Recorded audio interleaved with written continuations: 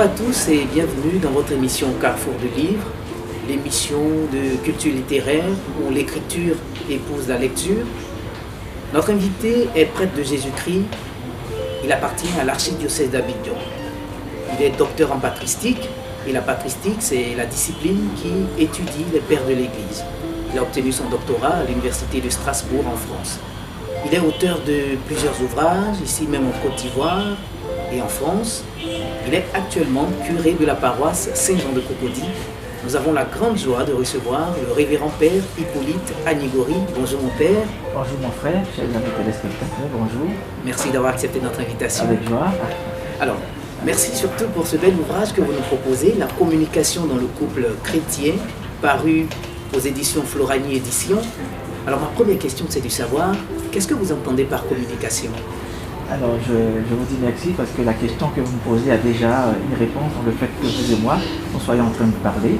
La communication, ce sont les liens qui établissent deux personnes, deux êtres potentiellement sociaux qui, à travers les interactions, échangent certaines informations. Et donc la communication, c'est l'action de communiquer, de parler à votre autrui, l'action de recevoir de cet autrui qui est en face de moi certaines informations, c'est donc une interaction. Et donc la mise en évidence de la communication est importante parce qu'elle nous permet, nous qui sommes là, de savoir que nous sommes faits pour la société. Et dans la société, nous ne pouvons pas exister sans communication. La communication est fondamentale entre deux êtres sociaux. Voilà en quelque sorte un petit résumé du terme communication. Alors c'est clair, vous nous parlez de la réalité de la communication dans le couple chrétien. Alors qu'est-ce que les couples doivent-ils comprendre ou mettre en évidence dans cette communication? Nous le disons, dans la grâce de la communication, il faut absolument une vérité. Si dès le départ, votre communication n'est pas basée sur la vérité, il y a problème. Et malheureusement, certaines personnes rentrent dans la grâce du couple en partant, en bâtissant toutes leurs relations sur tout ce qui est faux. Ah non, il faut la vérité. La condition fondamentale pour que la communication soit pleine, c'est d'abord et avant tout la vérité. Mais après, il faut se poser aussi des questions de savoir, mais pourquoi est-ce que, bien souvent, nous n'avons pas cette grâce communicationnelle-là? Parce que, d'abord et avant tout, nous manquons de prise de conscience d'élaboration du système communicatif.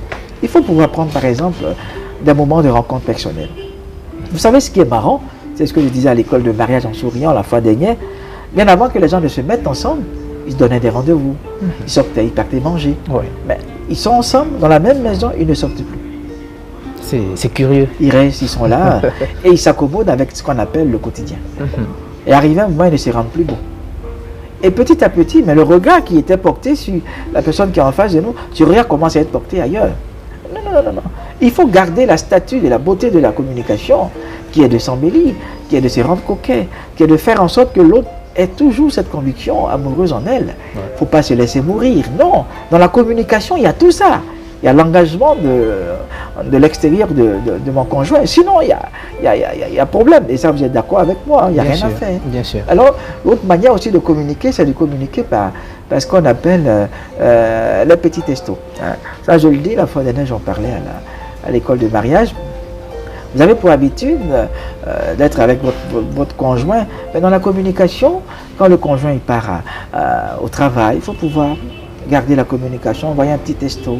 Chérie, porte-toi bien, bonne journée, sache que je pense à toi. C'est très important. Il faut garder cette communication.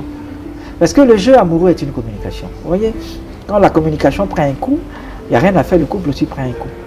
Parce que arrivé un moment, si le couple n'a pas pour habitude de communiquer, arrivé un moment, ils se rendent compte qu'ils n'ont plus rien à se dire. C'est ce que j'ai défini à travers le thème conjugatum. Bon, ça c'est en latin. Hein, c'est le thème, c'est le fait de parler de, disons, cum ça veut dire avec. Jugatum ça veut dire lié. C'est-à-dire, tant que nous sommes unis dans la communication, nous sommes cum rugatum. C'est-à-dire, nous sommes liés. Mais quand malheureusement nous n'arrivons plus à communiquer, ça veut dire nous devenons des êtres cum, des colocataires qui se trouvent sous le même toit. Mais nous ne sommes pas rugatum, c'est-à-dire nous ne sommes pas liés. Et si nous ne sommes pas liés, c'est que nous ne sommes plus dans ce qu'on appelle la grâce de la communication. C'est clair. Et aujourd'hui, beaucoup de couples vivent comme ça. Ils sont dans le même toit, mais ils ne sont plus communicatifs comme avant. Et quand c'est comme ça, malheureusement, vous vous rendez compte que bon, les liens affectifs sont plutôt portés à l'extérieur. Bien sûr. Et dans cet engagement de la communication, il y a un fait aussi qui est important. J'en ai parlé aussi, c'est ce qu'on appelle l'utilisation du téléphone portable dans le couple. L'utilisation du téléphone portable rentre dans le cadre de la communication, ce qui est important. Même le couple chrétien aussi doit aussi utiliser le portable de manière absolue. Mais attention, le portable a deux faits importants. Le premier fait, c'est ce qu'on appelle les avantages. Le deuxième fait, c'est ce qu'on appelle les inconvénients. Dans le couple chrétien, ce téléphone portable permettra de savoir où se trouve mon mari, est-ce que les enfants vont bien, si je suis à une quelconque mission. Et ça permet d'établir la communication de manière permanente. Et de garder toujours ce qu'on appelle le lien de l'amour. Et quand malheureusement, dans le deuxième point, le téléphone portable est utilisé à d'autres fins, ça crée une complication. Parce que dans le téléphone portable, il y a élaboration d'un fait qui, ma foi, aussi n'est pas bon. Parce qu'aujourd'hui, bien souvent, dans certains couples, le téléphone portable est utilisé comme étant une boîte noire. Une boîte noire qui ressasse certaines informations qui, ma foi, ne sont pas bonnes. Et chacun arrive à un moment pour rentrer dans le jeu du flou. Tout à l'heure, j'ai parlé de la vérité qui engage cette communication. Dans le jeu du flou, il y a peut-être des relations avec des gestes qu'on entretient. Et puis bon, il y a des grands codes que nous mettons dans le portable qui, malheureusement, ne permettent pas à notre partenaire de comprendre. Et ça fait que bien souvent, il y a ce qu'on appelle dans cette communication fâcheuse-là, il y a ce qu'on appelle des liens qu'on a gardés avec des personnes avec qui on a eu des relations antérieures. Quand on devait couper, qu'on n'a pas coupé, c'est l'entretien des relations avec des ex, par exemple. Et le portable qui devient Dixdu, où il y a tous des éléments vraiment pas bien là-dedans. Aujourd'hui, il y a tout dans le portable, il y a le Facebook, il y a les adresses mail, il y a le Skype, il y a tout. Il y a le WhatsApp. Et vous vous rendez compte que les informations passent rapidement. Et beaucoup de personnes ne savent pas. À travers le portable, on peut vous retracer facilement. Et dans le portable, il y a bien malheureusement des hommes et des femmes qui se sont fait avoir comme cela, qui ont dû poser nus devant leur téléphone portable pour les questions de Skype, pour les questions de WhatsApp, pour les questions de Viber, et qui par la suite ont vu leurs photos sur YouTube et étaient désarçonnés. C'est la raison pour laquelle il faut faire attention dans l'utilisation du téléphone portable dans le couple. Il faut apprendre à être vrai. Parce que comme dit le Christ, tout ce qui est caché sera révélé. C'est clair. Alors justement, dans la communication, il faut de la franchise. Il faut de la vérité. Et puis il faut de la lumière, parce que nous sommes des enfants de lumière. S'il n'y a pas ça, il y a problème. Alors mon père, vous terminez votre ouvrage en mettant l'accent sur deux notions fondamentales, le pardon et la prière. On va dire les deux P. Est-ce que vous pouvez nous en dire davantage?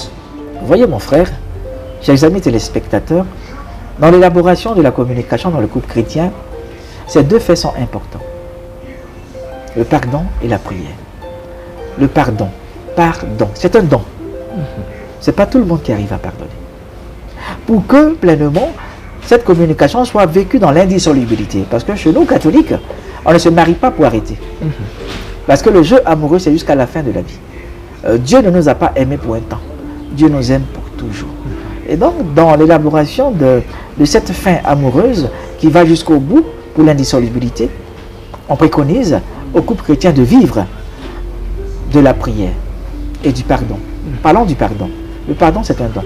Il y a ce qu'on appelle les petits pardons, à travers les petits péchés qu'on appelle les péchés véniels, petits mensonges par-ci, par-là. Il y a ce qu'on appelle aussi les grands pardons, quand nous avons ce qu'on appelle l'infidélité. Et là-bas, c'est encore dur. C'est la raison pour laquelle on demande aux chrétiens de demander à Dieu cette grâce du pardon. Mais comment est-ce que cette grâce du pardon se donne? Cette grâce du pardon se donne par la prière. Si le couple chrétien ne prie pas ensemble, ils seront comme des profanes, en dehors du temple, profanum, en dehors du temple. Mais si le couple chrétien prie ensemble, si le couple chrétien met en évidence ce qu'on appelle la déitimo, la crainte de Dieu, ce couple chrétien-là sera épargné par beaucoup de choses. Mais aujourd'hui, c'est malheureux, les chrétiens, beaucoup ne prient pas ensemble. Ils vivent comme ça, ils dorment comme ça, comme des profanes. Ils ne font plus de prière avant de manger. Non. Revenons à ce qui fait notre particularité. Nous sommes des enfants de Dieu. Infiniment merci, Révérend Père Hippolyte Agnugori. Alors, c'est une spéciale recommandation, l'ouvrage, la communication dans le couple. Merci. On aura parcouru cet ouvrage, on aura vu la richesse et donc il faut l'avoir, disponible ici même à la librairie Carrefour. Merci beaucoup et bon temps de carême à vous. Merci à vous pareillement. Au revoir.